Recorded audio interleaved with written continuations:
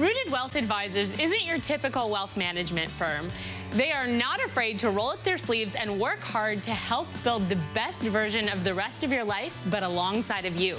Joining me today and sponsoring our segment is John Severino. Thank you so much for being here. Jaclyn, it's great to be back. I see no cookies this time. Unfortunately, there is no cookies. We set the bar pretty high that last time. We did. But I like this. Today we are going to be talking, obviously, I would guess, about taxes. Yeah, we are going to be talking about taxes. It seems to be the top of mind thing these days. And ultimately, we really just want to strip it down a little bit to help our viewers understand some of the nuances when it comes to taxes, specifically to their retirement income. And I think that that's really important because I think there is so much confusion. I was even asking you random questions before we started filming. So what have we got here? Okay, so we ultimately will categorize how our income's going to be taxed from various investments in these three categories. So as you can see here, we have just, I'm getting taxed on this money forever. So the best way to understand that is like, over the last few weeks, we've gotten those love letters from a bank or an institution, aka 1099s, that say, hey, your money grew, but you got to pay taxes on it. And you can see it's about halfway filled because it's typically going to be our second largest bucket. Okay. As we shift this way, this is tax me later money, okay? So typically this is going to be like a traditional 401k, a traditional IRA, where when we put dollars in this bucket, we're able to defer the taxes and deduct it. Right. Okay, so it looks good now, but we have to understand what that's going to look like later because once again, we're going to pay taxes. And then as we shift that way, our favorite bucket, but typically it's the least full bucket, is our tax me never money, or this tax-free money, where on the way in, we pay taxes, but then we never pay taxes on it again. So in a perfect world, where would our money be? All in this bucket, but unfortunately, it looks a little scarce. So why is that? What kind of money is this? So this is going to be most commonly like a Roth IRA or a Roth 401k.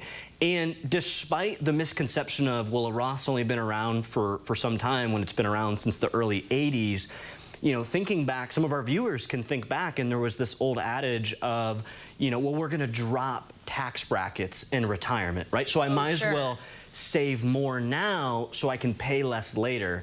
And what we're really coming to realize, especially over the last decade or so, is that's simply not the case, right? Do you want to take a pay cut in retirement? And the answer is definitely no. Not. No. Yeah, so that's why that bucket is so low in comparison. Right. And a lot of us just look at it very short-sighted, right? What can I save right now? We're not thinking about 10, 15, 20 plus years in the future.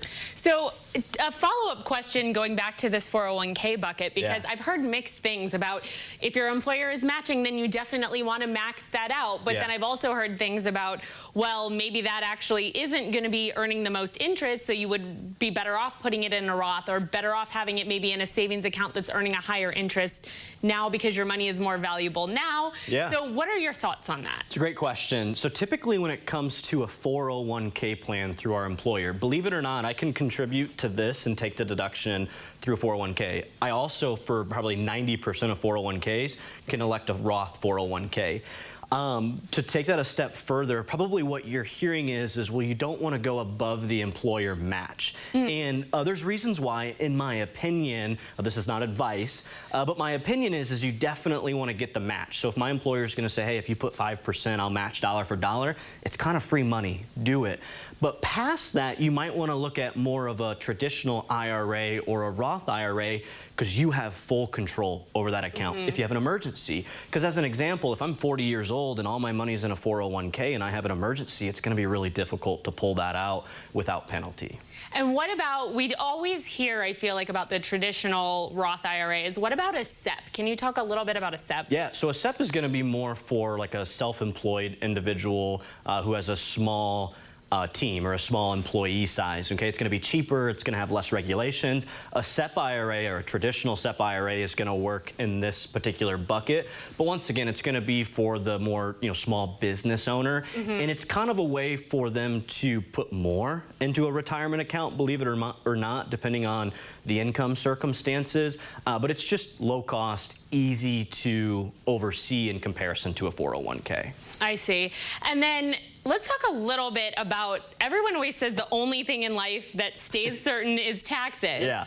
And I know there's probably a long history of taxes. I always remember learning about like the Revolutionary War and the no taxation without representation. Is that the origin of taxes, or where do taxes actually really genuinely in today's society sort of come from? Where do they come from? Federal income taxes are really going to come from our salaries, if that's kind of what you're referring to. Well, I mean like the history of, like, why are we getting taxed? Oh, that's a good question. You know, from all the way back from the Boston Tea Party or I would say today it's just to fund, you know, roads and schools and just different things, depending on what type of taxes you're talking about here. But that's really where the origin came from. Now, specifically going back to, you know, 1800s, I don't have the answer to it. But that's ultimately, it's just funding a lot of these different programs. And as you know, there's a lot of different types of taxes that are out there, not just when we're talking about income taxes. So it's a good question. But going that far back, your guess is as good as mine. Wonderful. Well, thank you so much for bringing all of this and visually showing us what it looks like and where our money sort of should be, where we would hope that our money could be. And I really appreciate you sponsoring our segment. Yeah, absolutely. I love being here. If you want more information or have other questions, you can visit us on the web at ciLiving.tv after the show, and we would be happy to connect you with Rooted Wealth Advisors.